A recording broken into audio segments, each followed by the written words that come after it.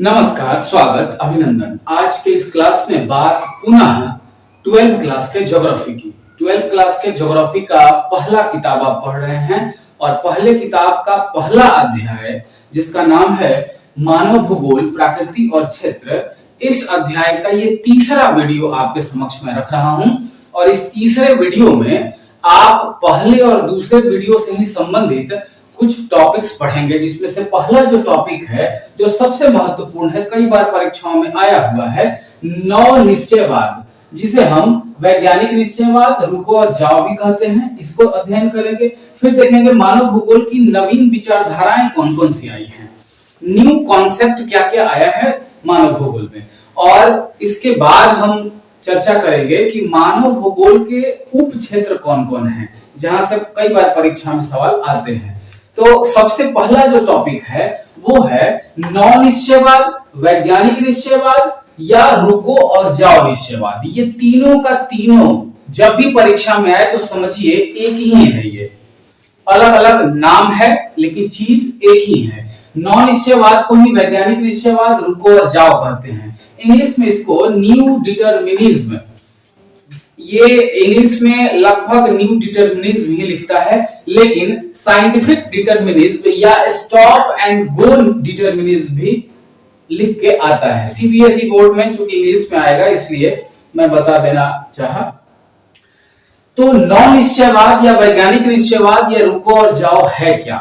सबसे पहले आप डिफिनेशन को पढ़ लीजिए, उसके बाद उसकी मैं व्याख्या करता हूं। देखिए, मैंने डिफिनेशन निचोड़ निकाल के रखा है। सबसे पहले तो जानिए कि नौ निश्चयवाद या न्यू डिटर्मिनिज्म के प्रतिपादक कौन है, किस व्यक्ति ने इस कॉन्सेप्ट को लाया या दिया। तो वो है ग्रिफिथ टेलर या ग्रिफिथ टेलर। अमेरिका के रहने वाले हैं। अमेरिका जैसा कि आपको पता है नए सोच के लिए जाना जाता है और विश्व में बहुत सारी नई चीजों का आगाज अमेरिका ने किया है। तो ये व्यक्ति ग्रिफिथ टेलर जो अमेरिका से संबंधित हैं, ये नौ निश्चयवाद के प्रतिपादक हैं। अब इनके बारे में कहा जाता है कि इनका संबंध ऑस्ट्रेलिया से भी है, कई किताबों में ऑस्ट्रेलिया से भी है। तो अमेरिका के बाद ये ऑस्ट्रेलिया चले गए, तो कई किताबों में इनका जो संबंध है वो ऑस्ट्रेलिया से भी दर्शाया जाता है। खैर, आपको जानना है ग्रिफिथ टेलर का संबंध नौ निश्चयवाद से है या नौ निश्चयवाद के प्रतिपादक ग्रिफिथ टेलर हैं। अब इस नौ निश्चयवाद वाले कॉन्सेप्ट में क्या है, इसके पहले वाले वीडियो में हमने देखा था कि निश्चयवाद क्या होता है, फिर हमने देखा कि संभववाद ये क्या चीज है और इसके बारे में विस्तृत व्याख्या हुई थी। आज इन दोनों के बीच का जो हिस्सा है, बीच का जो भाग है या बीच की जो बात है वो है नौ निश्चयवाद। भाई व्यवहारिक ढंग से समझिए तो ये मध्यम मार्ग है, ये बीच का रास्ता है। निश्चयवाद में हमने देखा था कि व्यक्ति पूर्णतः प्राकृतिक का गुलाम था, प्राकृतिक पर निर्भर था और सारी चीजें उसकी प्राकृतिक के अनुसार चल रही थी। संभववाद में आपने देखा था कि प्राकृतिक पर विजय प्राप्त करने की ओर मानव अग्रसर था और वो चाहता था कि प्राकृतिक पर हम विजय पा लें। मतलब लगातार संभववाद में ये कोशिश की जा रही है मानवों के द्वारा कि प्राकृतिक पर किस तरह से जीत पाई जाए और हर उस बंदिश को जो प्राकृतिक ने उपस्थित की है मानव के सामने, उसको किस तरह से समाप्त किया जाए। तो कुछ विद्वान जो थे विश्व में वो कह रहे हैं कि संभववाद वाला सोच ज्यादा अच्छा है, कुछ कह रहे थे कि नियतिवाद वाला सोच ज्यादा बेहतर है। लेकिन ये एक नया कॉन्सेप्ट भूगोल में आया, नई सोच भूगोल में आई, जिसने ये माना कि नहीं, ये दोनों का दोनों गलत है। निश्चयवादी होना भी गलत है और संभववादी होना भी गलत है, यानी दोनों में पूर्णता नहीं है, दोनों अपने आप में परिपूर्ण नहीं है। रास्ता क्या निकाला? रास्ता निकाला बीच का, जिसमें आप प्राकृतिक को भी देखिए और मानव अपनी आवश्यकता को भी देखे और नेचर के नियमों को भी देखे और इस तरह से सामंजस्य बना के व्यवस्थाओं को लेके चले, विकास को लेके चले। क्या कहता है नौ निश्चयवाद? कह रहा है कि यह विचारधारा निश्चयवाद और संभववाद के बीच एक मध्यम मार्ग प्रस्तुत करती है, बीच का रास्ता प्रस्तुत करती है। इसके अंतर्गत यह मानता है कि प्राकृतिक ने कुछ सीमाएं निर्मित की हैं, नेचर ने कुछ बंदिशें बनाई हैं, कुछ बॉन्डिंग पेश किए हैं। तो सीमाएं निर्मित की हैं। मनुष्य इन सीमाओं का अतिक्रमण न करके बुद्धिमत्ता पूर्व निर्णय ले। ये कहा जा रहा है नौ निश्चयवाद में कि प्राकृतिक ने बहुत सारे बंदिश हमारे सामने रखे हैं, जैसे रेगिस्तान में टेम्परेचर हमेशा हाई रखना, रात दिन का टेम्परेचर बहुत ज्यादा हाई, रात का टेम्परेचर बहुत ज्यादा लो। उसी के बाद कहीं कहीं ऐसे इलाके जहां पर सालों बर्फ की चादर, ठंडा ही ठंडा। तो ये सब कुछ सीमाएं हैं प्राकृतिक के द्वारा जो सब रखी गई हैं। इन सीमाओं को निर्मित किया है प्राकृतिक ने। मनुष्य इन सीमाओं का अतिक्रमण न करे। अतिक्रमण न करके, अतिक्रमण का मतलब मनुष्य इन सीमाओं को बिल्कुल सीधे तोड़ नहीं दे, बिल्कुल सीधे हटा नहीं दे। ये नहीं कि बर्फ की चट्टानें हैं, बर्फ के चादर हैं और उसको आपने लाइन लगा के पूरा पिघला दिया। वृक्ष बहुत सारे हैं, जंगल बहुत सारे हैं, घुसना प्रवेश करना बहुत मुश्किल है, खास करके उष्णकटिबंधीय इलाके में, विषुवत रेखा के आसपास के इलाके में, और आप अंधाधुंध कटाई करके पूरे वनों को समाप्त करते हैं। तो ये बात कही जा रही है इस नौ निश्चयवाद में कि यह मान्यता है कि प्राकृतिक ने कुछ सीमाएं निर्मित की हैं। ये बात सही है कि प्राकृतिक ने सीमा निर्मित किया है, बहुत सारे बॉन्डिंग क्रिएट किए हैं।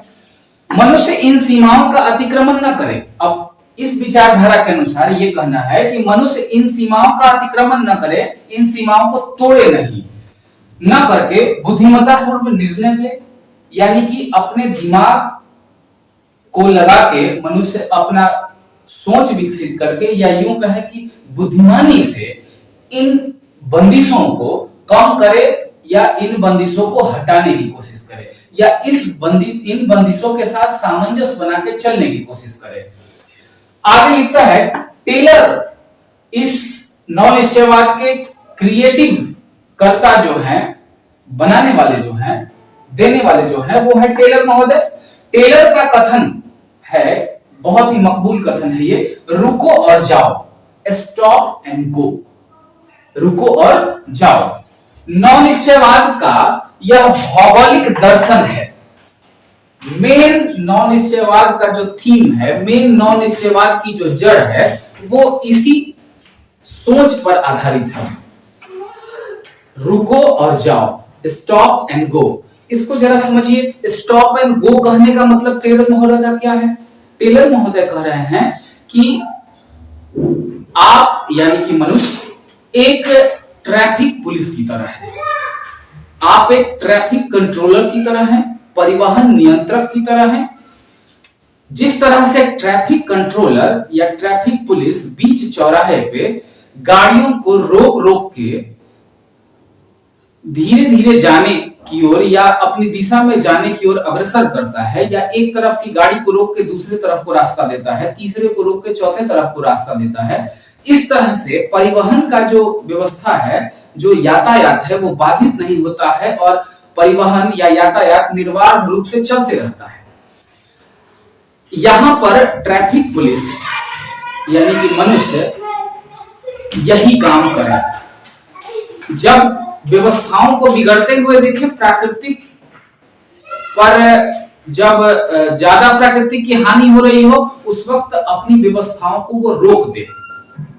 मनुष्य अपने विकास के उस व्यवस्था को रोक दे जिससे प्राकृतिक को बहुत हानि हो रही है और प्राकृतिक की व्यवस्थाएं खराब हो रही हैं। और जब व्यवस्थाएं सही हो जाएं, तो पुनः अपने मार्ग को वो प्रशस्त करे एक व्यवस्थित तरीके से, ताकि फिर वो प्रॉब्लम क्रिएट न हो।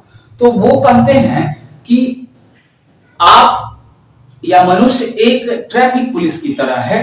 जिस तरह से ट्रैफिक पुलिस व्यवस्थाओं को रोकता नहीं है, बल्कि उसके अवरोध को कम करता है और व्यवस्था को सुगम बनाए रखता है। आप वो दिशा चेंज नहीं करता, वो व्यवस्थाओं को निर्बाध रूप से चलने में सहायक होता है। उसी तरह से मनुष्य को भी प्राकृतिक के साथ सामंजस्य बना के चलने की क्षमता रखनी चाहिए। ऐसा ना हो कि प्राकृतिक के नियम टूट जाएं और व्यवस्थाएं तितर बितर हो जाए। तो इनका ये कॉन्सेप्ट टेलर का रुको और जाओ, ये मुख्य कॉन्सेप्ट है नौ निश्चयवाद का।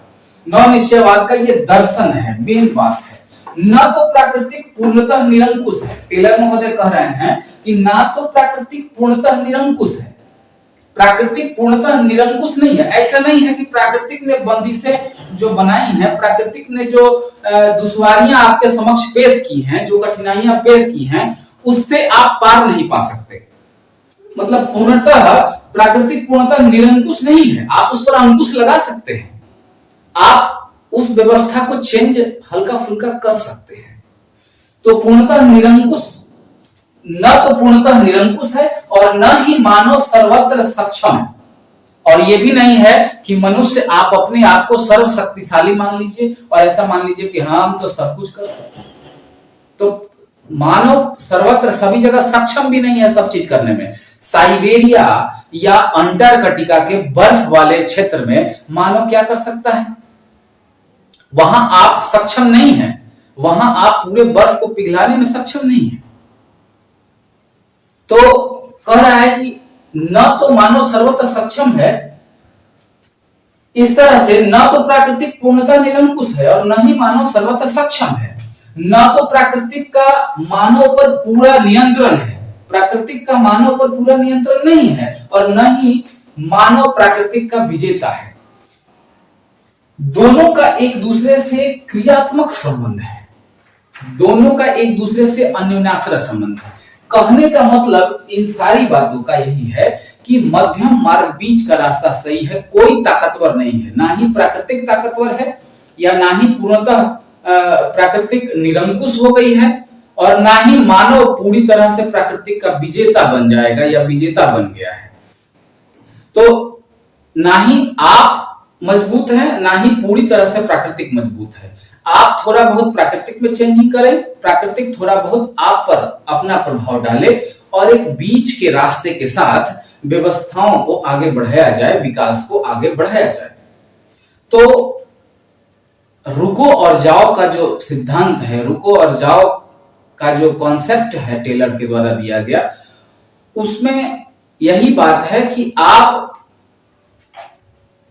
ऐसी व्यवस्था, प्राकृतिक का जो कुछ ऐसा सिद्धांत है, प्राकृतिक का जो ऐसा कुछ नियम है, जहां जिसको आप तोड़ेंगे अगर, तो आपके समक्ष बहुत सारी दुश्वारियां खड़ी हो जाएंगी, तो वहां पर आप रुक जाएं।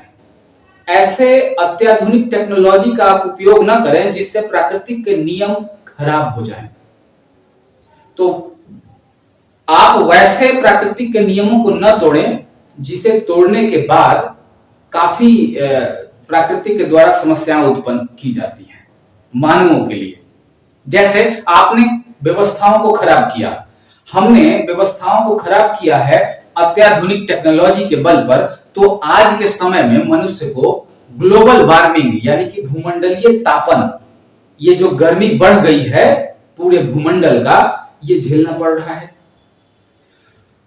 गर्मी बढ़ने से बर्फ की जो चादरें हैं उत्तरी ध्रुव दक्षिणी ध्रुव पर आबद्ध, उन चादरों को, बर्फ की चादरों का पिघलना चालू हो गया है। अब उनके पिघलने से समुद्र का लेयर बढ़ने का खतरा है, और उस लेयर के बढ़ने से समुद्र किनारे जितने भी शहर बड़े बड़े हैं, नगर बड़े बड़े हैं, महानगर बड़े बड़े हैं, उनके डूबने की संभावना है।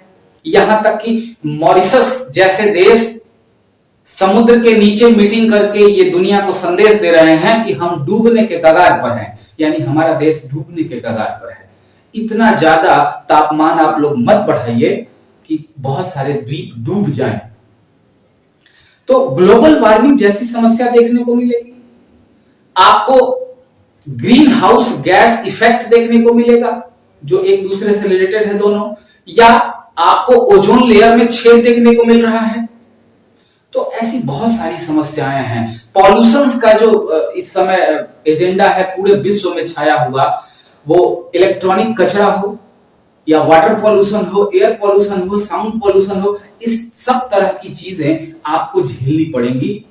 तो प्राकृतिक अगर कहर बरपाएगा तो मानव का विनाश निश्चित हो जाएगा। इसलिए मानव ऐसा कार्य करे ही नहीं कि प्राकृतिक कहर बरपाए, कहर बरसाए, विकास करे, परंतु एक सीमा के अंदर करे, अपनी प्राकृतिक के नियमों को समझ कर करें। तो इस तरह से ये पूरा नॉन निश्चयवाद या वैज्ञानिक निश्चयवाद या रुको और जाओ का जो सिद्धांत है, ये मध्यम मार्ग पर आधारित है, संभववाद और नियतिवाद के बीच के रास्ते पर आधारित है, और यही रास्ता सही है।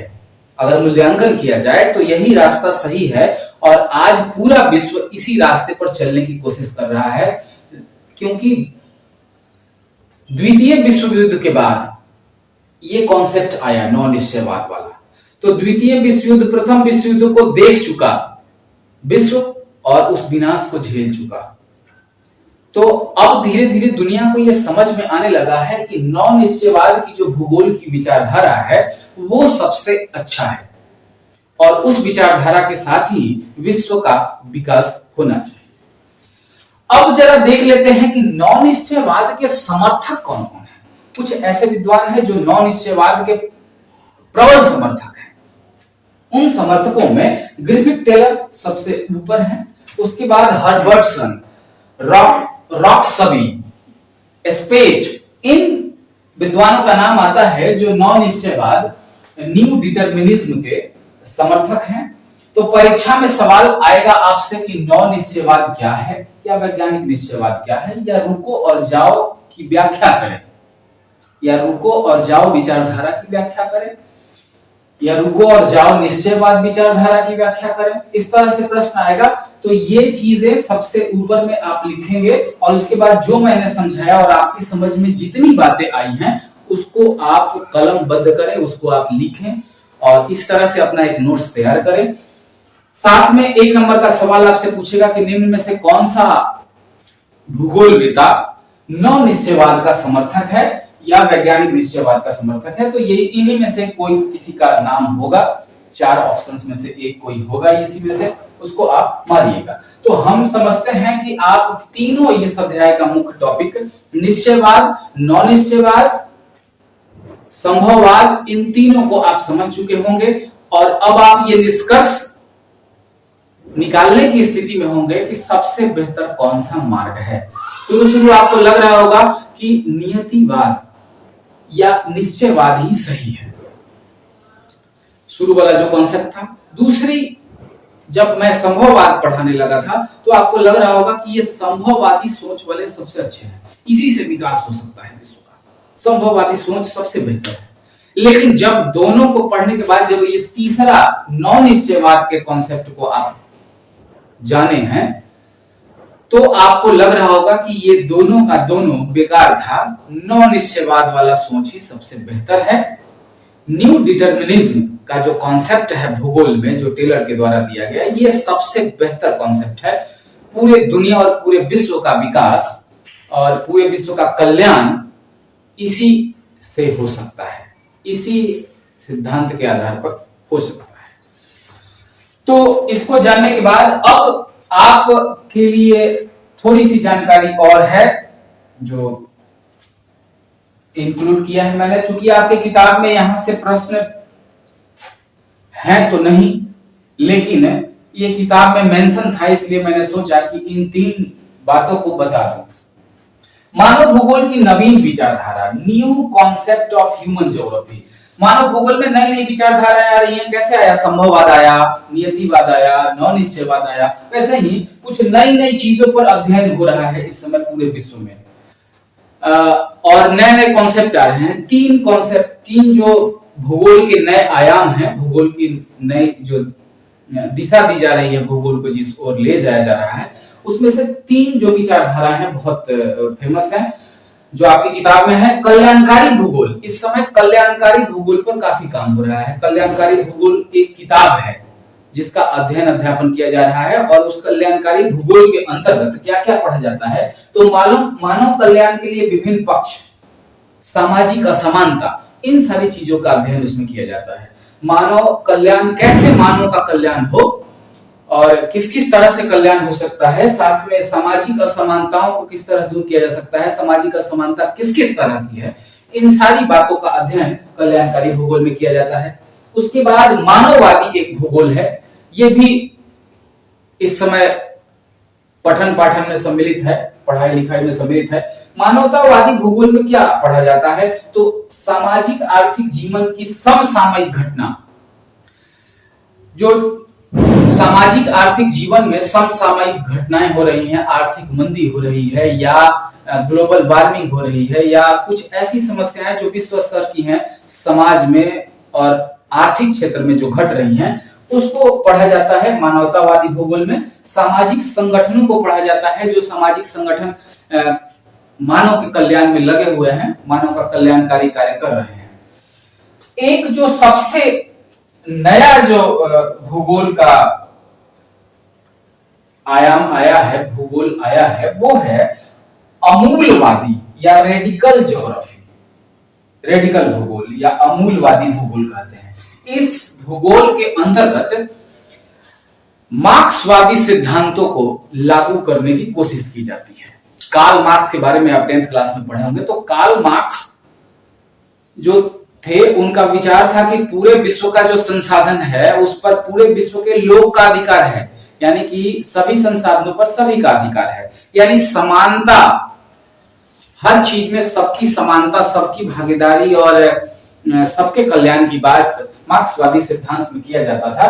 तो उसी सिद्धांत, मार्क्सवादी सिद्धांत पर रेडिकल ज्योग्राफी आधारित है। इस किताब के अंतर्गत गरीबी पर, भुखमरी पर, अशिक्षा पर, बीमारी पर, जातिवाद पर, रंग भेद की नीति पर, ये जो विश्व स्तर की समस्याएं हैं सामाजिक, इन चीजों का अध्ययन बड़ी गहराई के साथ, बड़ी सूक्ष्मता के साथ किया जाता है। तो ये मानव भूगोल के नवीन 3 विचारधारा जो आपकी पुस्तक में था, इसके बारे में सामान्य सी जानकारी थी। यहां से प्रश्न बहुत ज्यादा तो नहीं आता है, लेकिन जानकारी के लिए कोई पूछ दिया तो आपको जानकारी मैंने दे दी। अब इसका आप स्क्रीनशॉट ले लें, इसके बाद मैं कुछ अन्य बातों पर चर्चा करूंगा।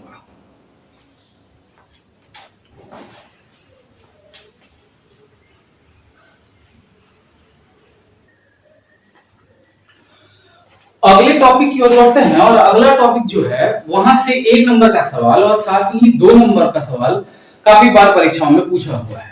अगला जो टॉपिक है वो है मानव भूगोल के क्षेत्र और उप क्षेत्र, यानी फील्ड एंड सब फील्ड ऑफ ह्यूमन ज्योग्राफी। मानव भूगोल का क्षेत्र क्या है और उसका उप क्षेत्र क्या है, समझ रहे हैं ना? क्षेत्र एक किताब का पूरा नाम, यानी कि जैसे जनसंख्या भूगोल, ये एक मोटी किताब, इसके अंतर्गत बहुत सारी चीजें अंदर में पढ़नी है, बहुत सारे बड़े बड़े टॉपिक्स हैं, तो ये उप क्षेत्र हो गया। तो वैसे ही मानव भूगोल का कई क्षेत्र है, यानी कई मोटी मोटी किताबें हैं और उस किताब के अंदर बहुत सारे बड़े बड़े टॉपिक्स हैं जिनको पढ़ना है। तो क्षेत्र और उप क्षेत्र, ये परीक्षा में 1 नंबर का सवाल पूछता है या 2 नंबर का सवाल पूछता है। पूछेगा कि मानव भूगोल के क्षेत्र और उप क्षेत्र की चर्चा करें, या मानव भूगोल के 2 क्षेत्र और उप क्षेत्र की चर्चा करें या बताएं। इस तरह से प्रश्न आते हैं। तो 3 क्षेत्र हमने लिया है, इन 3 क्षेत्र का काफी उप क्षेत्र है, इसलिए ये परीक्षा में ज्यादा आने की संभावना होती है और 1 नंबर का सवाल यहीं से ज्यादातर पूछा है। क्षेत्र जरा देख लीजिए, सामाजिक भूगोल है, सोशल ज्योग्राफी।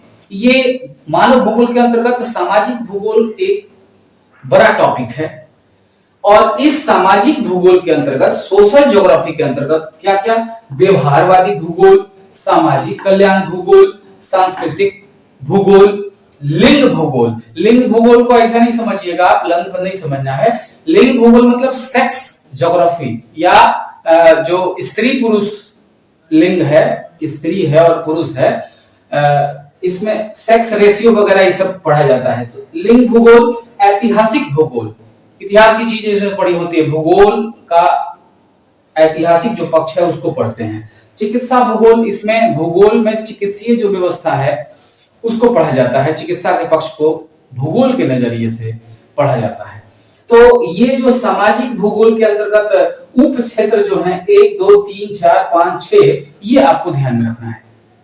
अब पूछेगा कि सांस्कृतिक भूगोल, भूगोल के किस क्षेत्र का उप क्षेत्र है, तो आपको ध्यान में रखना होगा कि सामाजिक भूगोल का है, सोशल ज्योग्राफी का है।